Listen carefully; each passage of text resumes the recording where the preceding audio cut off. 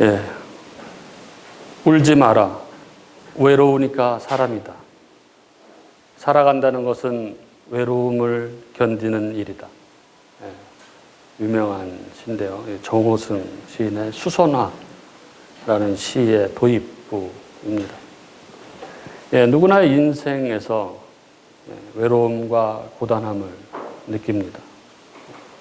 정호승 시인은 그런 인생의 무게를 담담히 수용하며 견디라고 그렇게 이야기합니다. 그런데 이 시의 정서가 마치 베델로 올라가고 있는 이 야곱의 마음과도 아주 닮아 있습니다. 우리가 창세기 25장부터 계속해서 이 야곱 스토리를 함께 나누고 있는데요. 이 야곱, 발 뒤꿈치를 잡은 자입니다. 속이는 자, 사기꾼, 이런 거죠. 태어날 때부터 경쟁 속에서 태어났고, 형을 속여서 장자권과 축복권을 가로채고, 그래서 형의 분노 때문에 결국 도망자가 되어서 머나먼 땅, 외삼촌 집으로 도망을 합니다. 그 도망하던 길, 그 칠흑같이 어둡고 고통스럽던 그 밤에 그가 지쳐서 베델에서 돌베개를 베고 노숙을 할 때 이 야곱은 일생에서 처음 하나님을 만납니다. 꿈에서 만나죠.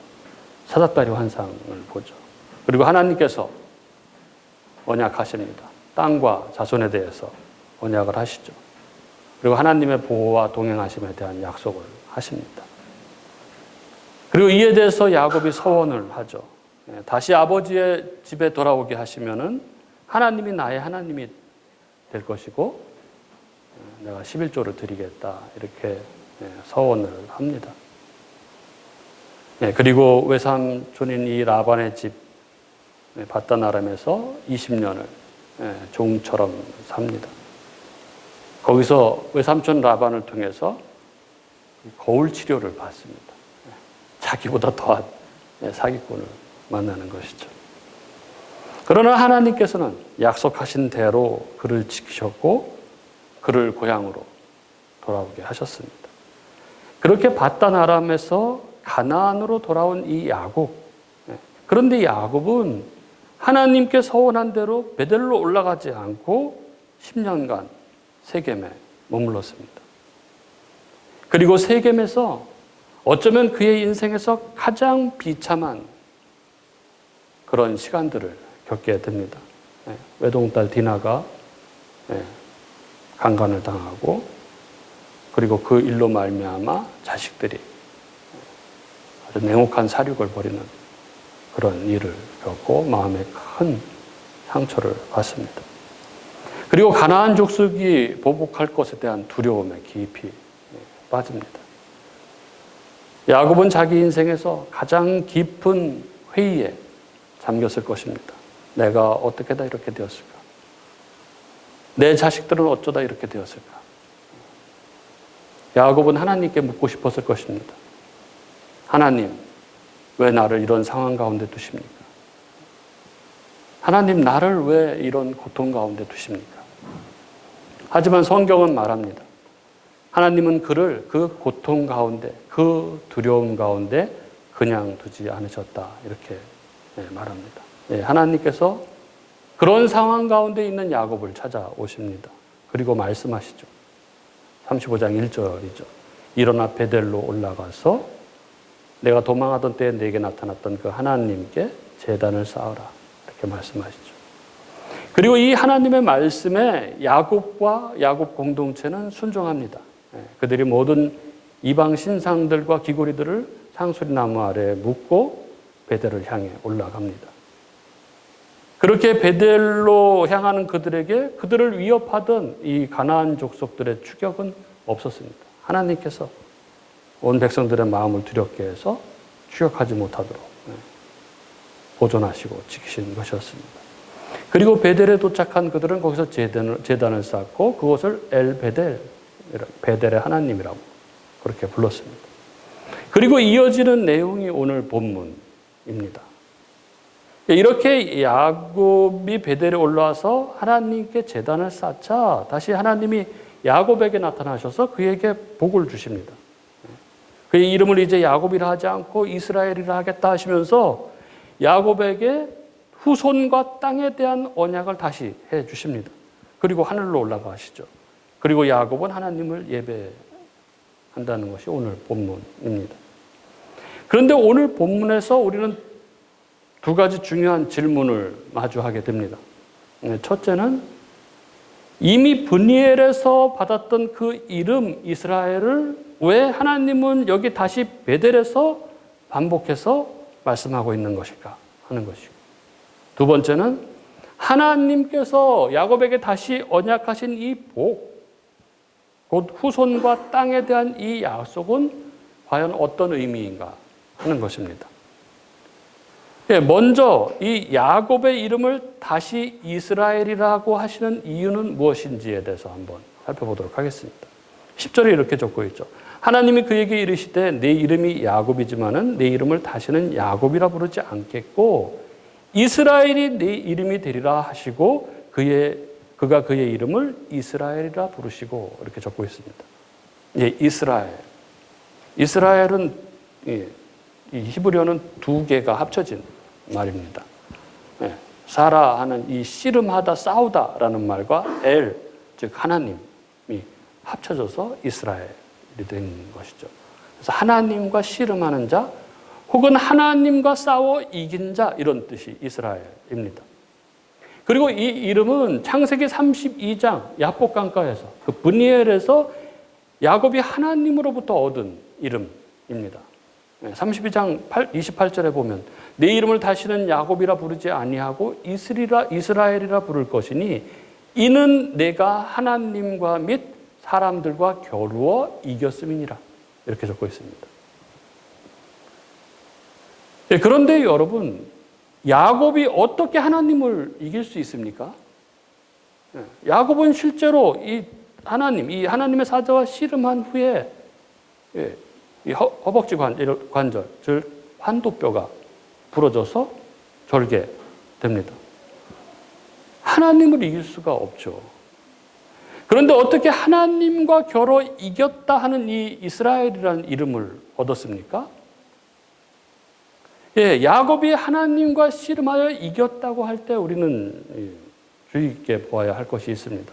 뭐냐면 그것은 물리적 승리를 의미하는 것이 아니라는 것이죠. 즉, 그가 육체적으로는 패배자이지만 하나님 앞에서 복을 구하고 붙드는 그 신앙을 하나님은 승리로 간주해 주신 것입니다. 그는 하나님이 축복해 주지 않으면 가지 않게 하겠다고 매달립니다. 이것은 다른 말로 하면 나는 하나님이 없이는 살 수 없습니다라는 아주 절박한 매달림입니다. 그는 하나님의 복이 없이는 살 수 없다는 믿음으로 밤새 씨름을 했고 그래서 허벅지 관절이 어긋나는 자아의 붕괴를 의미하는 것이죠. 그럼에도 붙들고 늘어졌습니다. 그 믿음을 하나님은 내가 이겼다 이렇게 인정하시는 것입니다. 그 결과 이스라엘이라는 이름을 얻었습니다.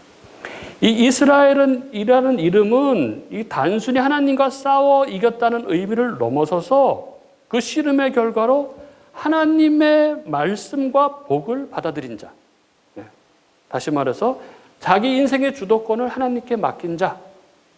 곧 하나님의 다스림, 통치를 받는 자라는 의미입니다.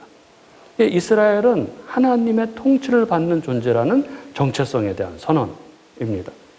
그리고 이 이름은 궁극적으로 하나님 백성의 정체성으로, 하나님 백성의 이름으로 그렇게 이어지게 되죠. 밧단 아람으로부터 돌아온 야곱, 그에게 하나님은 그를 다시 이스라엘, 하나님의 다스림을 받는 자라고 이렇게 부르신 것입니다. 그리고 두 번째, 하나님이 야곱에게 주시겠다 하신 이 복은 과연 무엇인가 하는 것입니다. 11절, 12절은 이렇게 적고 있습니다. 하나님이 그에게 이르시되 나는 전능한 하나님이라 생육하며 번성하라.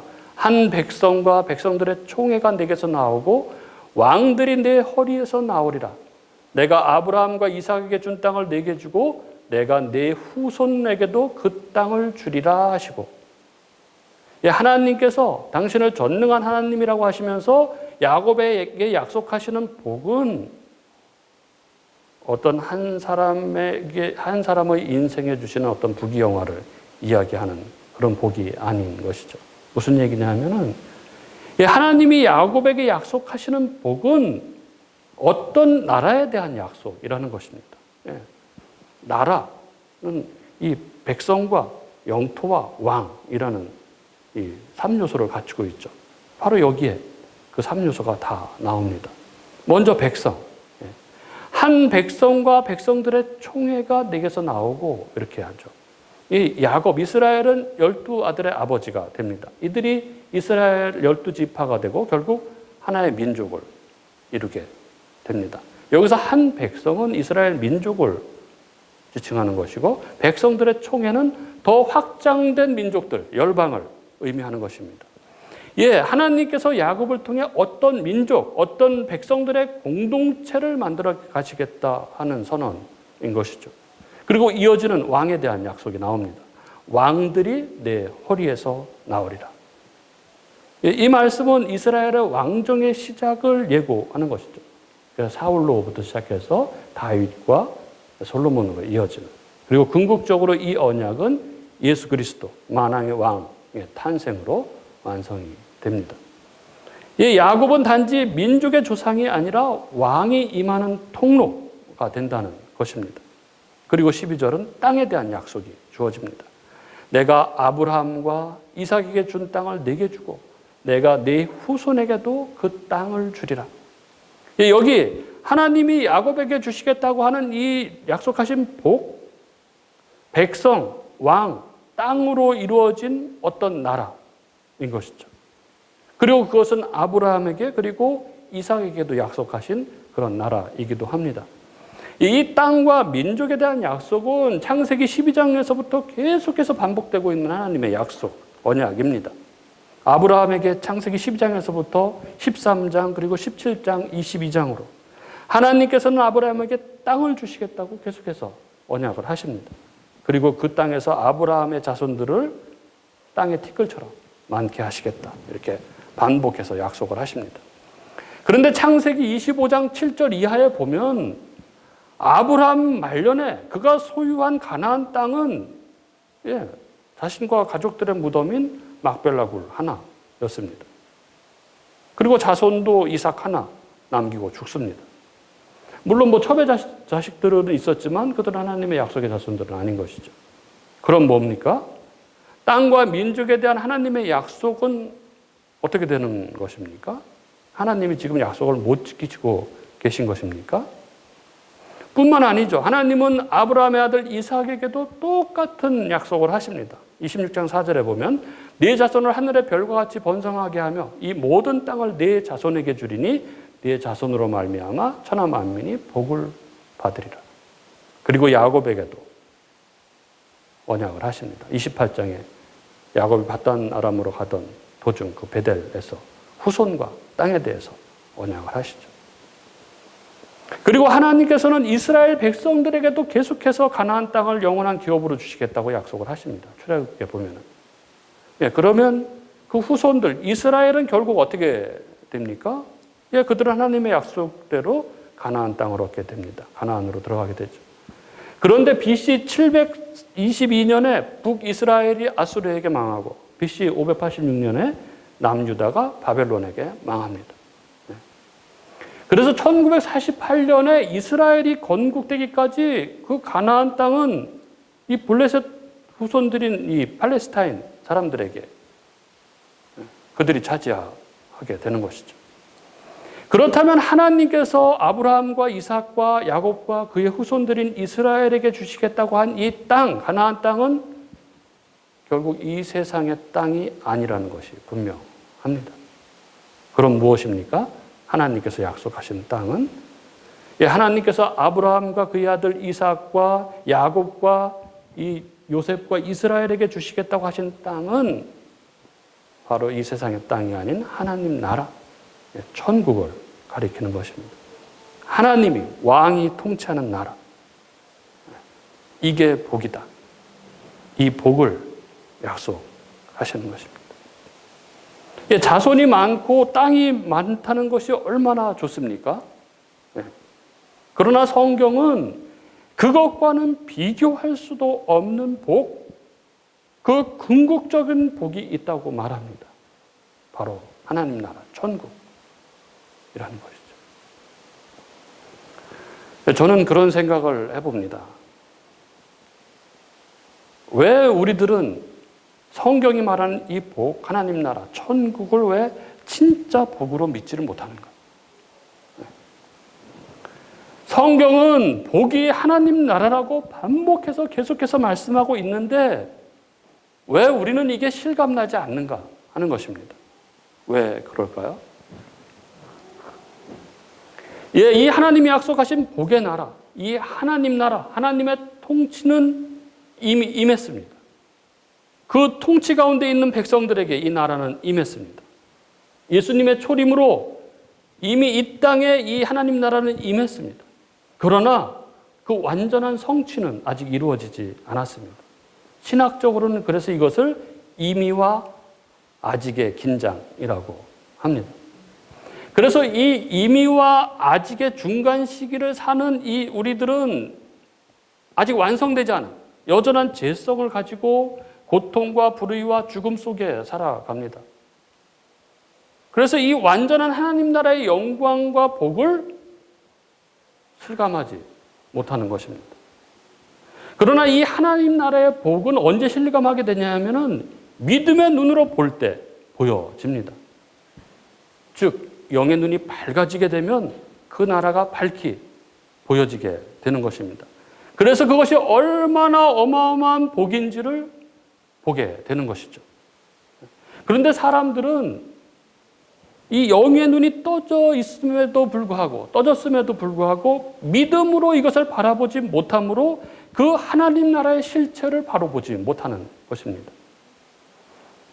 그리고 또 중요하게 하나님 나라의 복을 실감하지 못하는 이유가 있죠. 그것이 뭐냐면 하나님 나라에 대한 경험 부족입니다. 그래서 이 하나님 나라, 하나님의 통치를 공간적, 추상적으로 그렇게 생각을 하는 것입니다. 그러나 하나님 나라는 단순한 개념이 아니라 성도가 실제 삶 가운데 누리는 현실인 것이죠. 우리가 기도 가운데 하나님이 임하심으로 위로를 받고 말씀 가운데 성령께서 터치하셔서 소망을 얻고 이 사랑의 공동체를 경험할 때 우리는 이미 임한 하나님 나라를 경험합니다.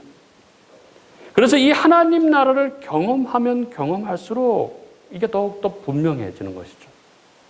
이게 얼마나 복이라는 것인지를 이걸 알게 되는 것입니다. 그래서 이것이 지극한 곳, 이것이 영원한 곳, 그 천국, 그 완성된 하나님 나라를 소망하며 살아가게 되는 것입니다. 내 이름을 다시는 야곱이라 하지 않고 이스라엘이라 하겠다. 내가 내게 복을 주겠다. 그 영원한 나라, 그 나라를 내게 주겠다. 이렇게 약속하고 계신 것입니다. 누구에게 이 약속을 하십니까?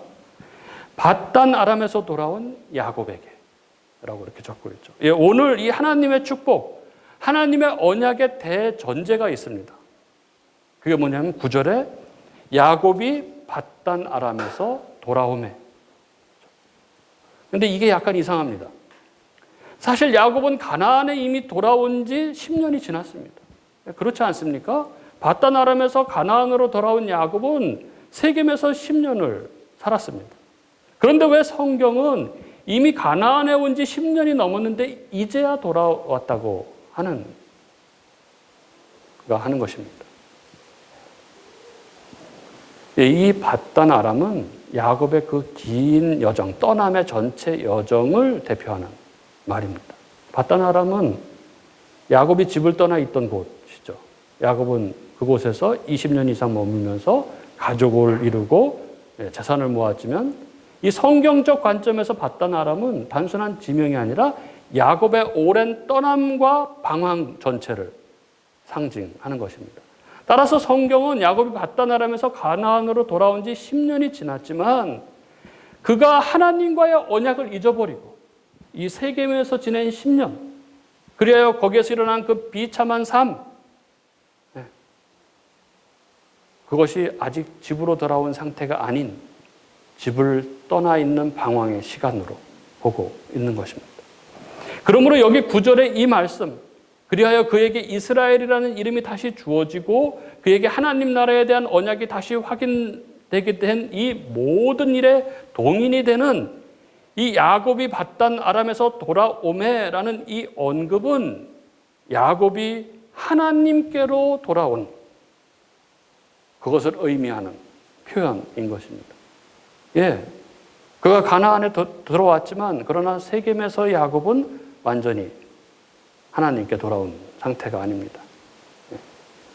하지만 베델, 이 하나님의 집, 그 언약의 장소, 그 하나님 앞에 돌아와서 하나님을 진정 예배하는 자리에 선 그때 성경은 비로소 야곱이 받단 아람에서 돌아왔다 이렇게 말하고 있는 것입니다. 그리고 우리는 신약 성경에서 예수님으로부터 이렇게 집을 떠나 방황하다가 다시 집으로 돌아와서 복을 얻는 한 사람을 보게 됩니다. 누가복음 15장의 탕자. 탕자와 여기 35장 야곱은 서로 닮아 있습니다. 예, 둘 다 멀리 떠났었습니다. 야곱은 집을 떠나서 받단 아람 그리고 세겜에서 방황했습니다. 탕자는 아버지의 집을 떠나 먼 나라에서 방황했습니다. 둘 다 자기 뜻대로 살려고 했죠. 야곱은 인간적인 방법, 인간적인 속임수로 복을 얻으려고 했습니다. 탕자는 아버지의 재산을 자기 마음대로 탕진했습니다. 그리고 둘 다 끝에 가서 처절하게 무너졌습니다. 야곱은 세겜에서 끔찍한 실패를 경험했습니다.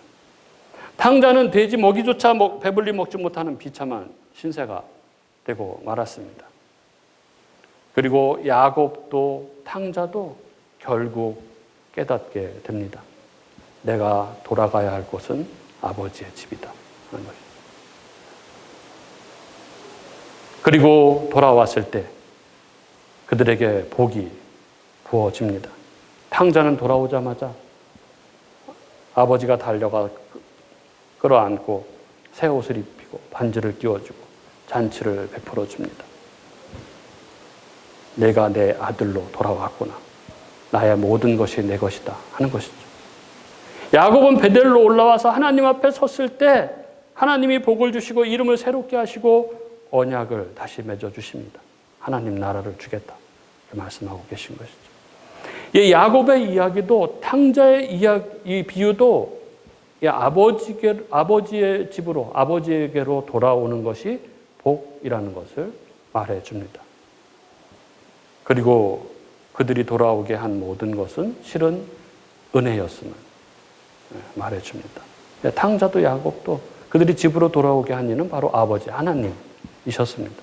오늘 본문 11절 말씀대로 전능하신 하나님께서 그를 붙드시고 그를 결국 인도하셔서 그를 집으로 돌아오게 하신 것입니다.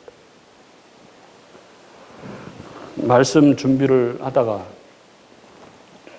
오랜만에 시를 한번 썼습니다. 네. 들려드려도 되겠습니까? 은혜라는 제목으로 시를 썼습니다. 어둠이 내려앉은 저녁,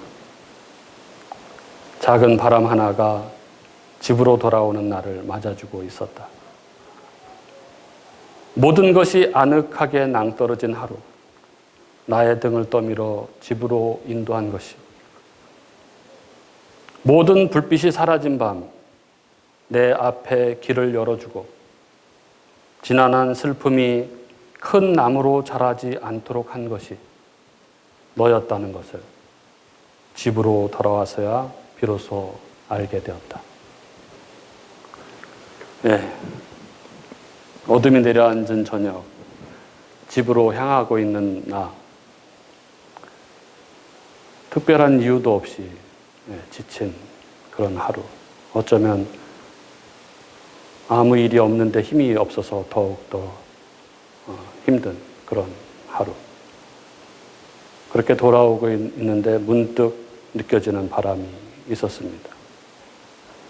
온몸을 감싸듯 마음 깊은 곳을 만져주는 바람. 우리는 종종 은혜를 크고 빛나는 사건으로 생각을 하죠. 기적같이 어떤 눈에 띄는 어떤 변화, 어떤 예상 밖의 형통. 하지만 진짜 은혜는 아무도 모르게 찾아와서 나를 어루만지는 그런 조용한 손길로 오는 것인지 모르겠습니다. 그날도 마찬가지였습니다. 모든 것이 낭떠러지기 같았고 마음은 텅 비어 있었습니다. 하지만 그 무게를 견디며 집으로 돌아오는 발걸음을 지탱해 준 그 무엇. 나는 걷고 있다고 생각했지만 나의 등을 떠밀어주고 있던 것. 나는 붙잡고 있다고 여겼지만 실은 나를 놓지 않고 있던 그것. 그것이 은혜였다는 것을 집으로 돌아와서야 비로소 알게 된 것이죠. 야곱이 그랬습니다. 세겜에서 영육이 다 무너진 채 가족을 데리고 그는 베델로 올라갔습니다. 그곳은 그의 인생에서 가장 외롭고 두려운 밤에 돌베개를 베고 누웠던 곳이었죠. 그러나 동시에 그곳은 하나님을 만났던 곳, 하나님의 약속을 처음 들었던 자리였습니다. 그리고 여러 힘든 상황 가운데 그는 마침내 이곳으로 돌아왔습니다. 그리고 깨닫게 되는 것이죠. 그 모든 여정이 하나님의 손길 안에 있었다는 것을.